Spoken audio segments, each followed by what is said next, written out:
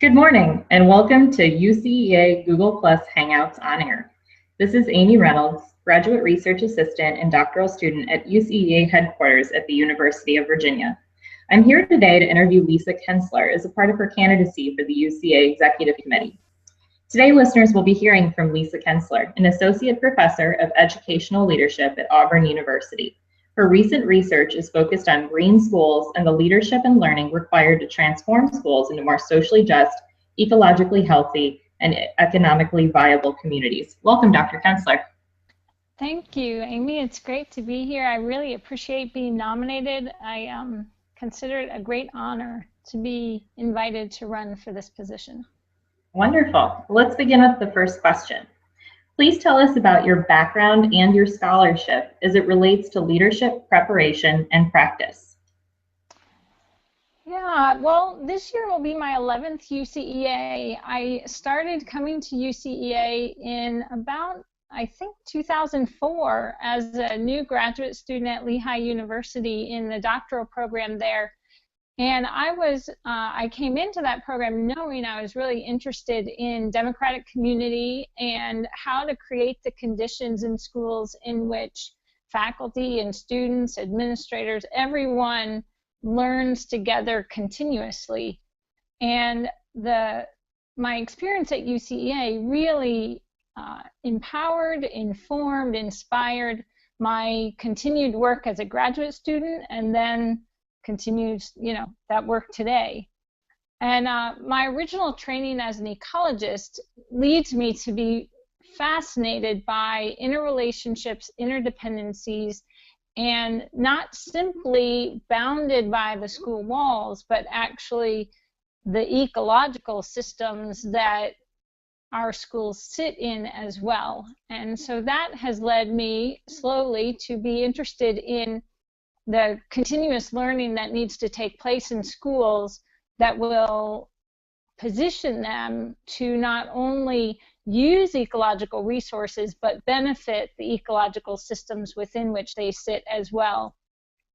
An example of that, a really quick example of that would be the decision making that goes into how waste is disposed of or how waste is generated and disposed of within schools. And there's many examples of that I won't take time to talk about now. But I think that my work is a nice niche within educational leadership, practice, and scholarship. It relates directly to practice, and it informs the work of future development of school leaders and how they can, like you said, really help make schools more socially just, more economically vibrant, and more ecologically healthy. So I think that's a little bit about my scholarship and how it relates to leadership and preparation practice. Okay, thank you. We'll move on to the next question. You have served for several years as a plenary session representative. Tell us about your engagement in UCEA's governance. Yeah, I think this is my 6th year as a plenum session representative for Auburn University. And first and foremost, I strive to represent the views and thoughts of my educational leadership team at Auburn as appropriate. And so whenever there's materials or questions or information that I need to bring to them, I do that, and then I try to bring back to the plenum not just my personal views, but also a representation of their views and ideas. And as a plenum session representative, I've had really awesome opportunities to engage in future-focused thinking about our field, thoughtful collaborative work with other PSRs that potentially informs the work of the executive committee. And then, of course, my favorite, the school visits that we get to take or have taken a few years. And these school visits really remind us of the work that we do is for the students in schools, students, teachers, administrators, the people on the front lines in schools. And I think that that's an excellent aspect of the work that we do as PSRs. I really love how the plenum session meetings are designed to facilitate organizational learning. We don't simply receive information, we also engage with that information, and we have the opportunity to inform, to bring our own experience and information to the plenum. And we then get to take those great ideas and resources that we learn about back to our teams or departments in our universities. So I've really appreciated my work on the plenum over the last few years. Thank you. We'll move on to the next question then. In follow-up to that, in what other ways have you been engaged in UCEA? Yeah, well, this will mark my 10th year of presenting at UCEA. So I've been a regular presenter and a proposal reviewer, and I've chaired many sessions. I've actively participated in the UCEA conventions beyond my own participation, but actually in support of others by attending sessions and bringing graduate students and helping and facilitating their own presenting. So I feel like I've been expanding the UCEA engagement through my own graduate students, and I love that work. In fact, that's some of my favorite work that we get to do as professors. I've served on the EC selection committee, award selection committees. I'm now a Jackson Scholar Mentor. I'm an editorial board member for the Journal of Research on Leadership Education and the Journal of Cases of Educational Leadership. I participated, I believe, in the first UCEA Day on the Hill. I think it was in 2007, and I learned a lot from that work. I am looking forward to this year's Day on the Hill, and I think that the effort to engage policymakers in understanding our work and applying the work that we as UCEA membership generates is critically important and valuable to our field. Let's see, what else?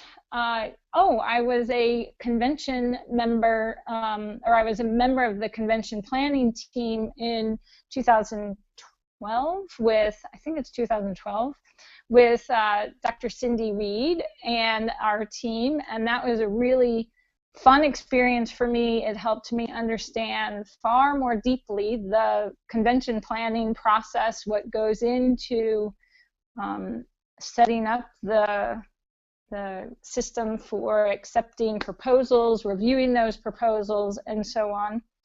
And we also were able as a team to generate some of the newer features to the convention that are still present, the Ignites and the film festival, maybe a few other ideas, which I love being a part of generating new ideas and then seeing each year how the convention continues to improve and get better and better. And so that was a great process to be involved in. I think that captures my engagement in UCEA. Absolutely.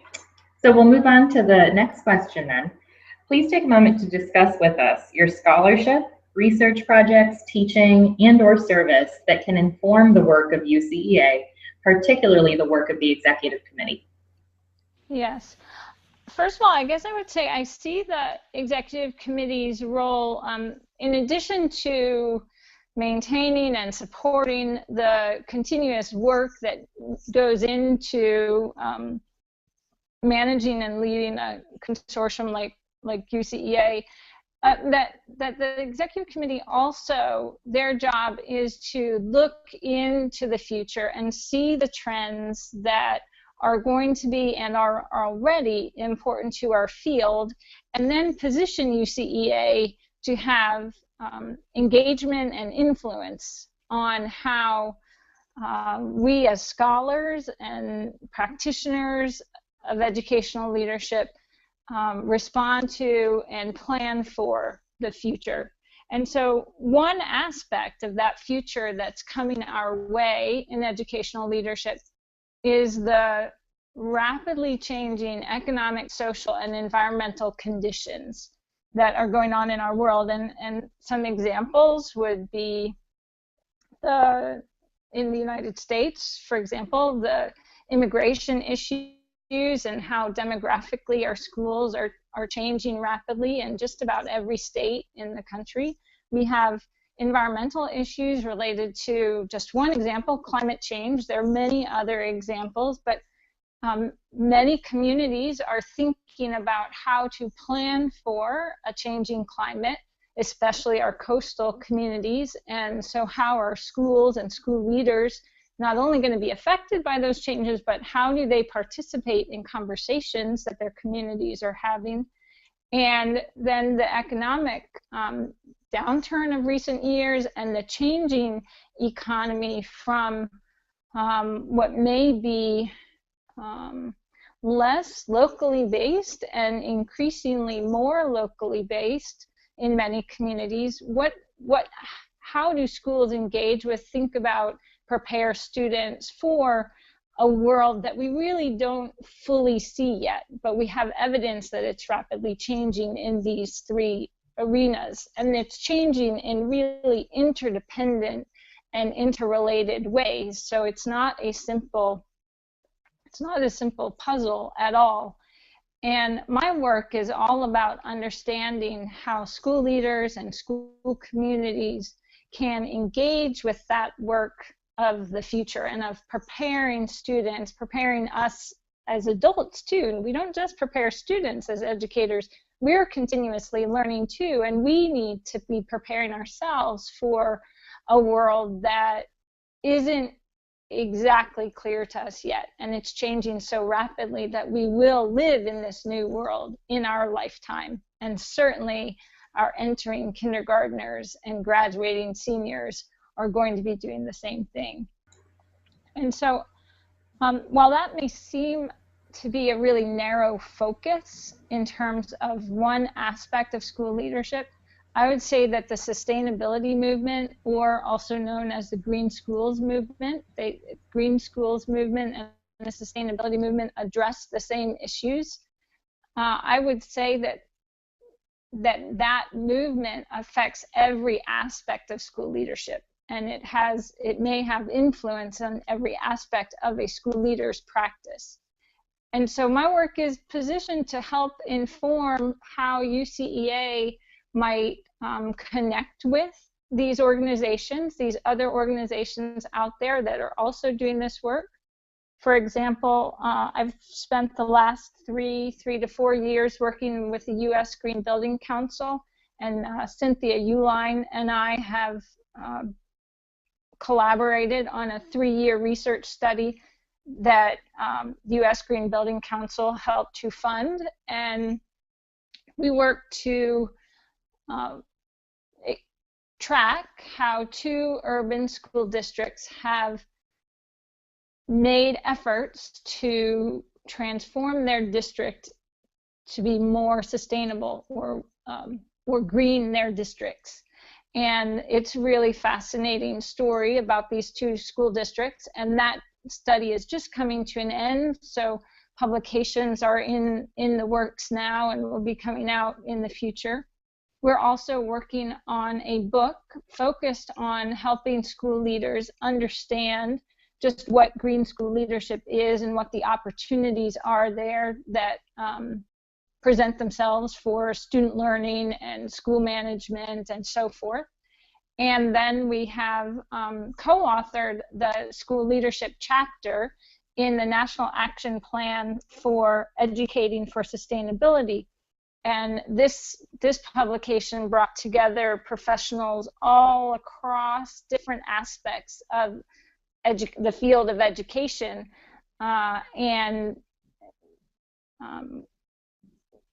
brought together their perspectives on education for sustainability and what needs to be happening as we move forward, so that we're working more in concert together rather than in isolation from each other. So I feel like I have a perspective and a set of experiences and connections that would help to bring these ideas into the executive committee and then more broadly into UCEA, if that's something that membership is interested in. Wonderful, thank you. And we'll close with one last question. Please share the reasons why you have chosen to run for the executive committee and your vision for the future of UCEA. Sure. I watched my colleague and friend, Dr. Cindy Reed, serve as an EC member for UCEA and then as president, and I am not naive about the work that is involved in this service. To me, running for the EC says that I'm willing to serve UCEA and our field more broadly. So that's why I'm running. I'm willing to serve. I'm willing to step up and do the work that is involved in that service.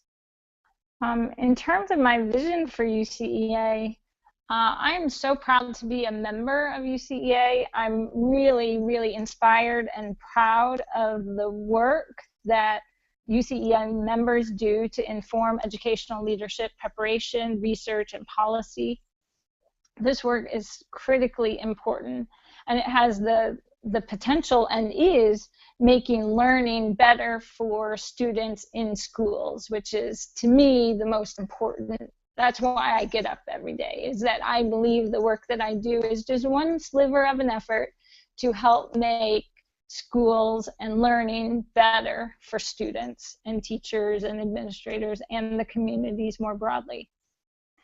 And so, in addition to all that awesome work that's going on, I would really love to help deepen UCEA's relationships and partnerships with other organizations that are also working to make our schools better for students.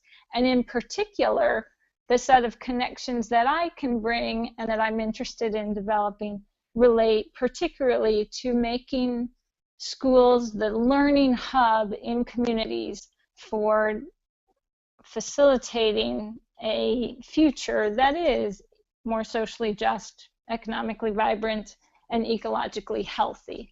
And I think that those are really complex, challenging, messy questions to engage in. And I think it's really inspiring to think that UCEA, along with all these other organizations, can really help bring about that transformation in our communities and make schools the learning hub.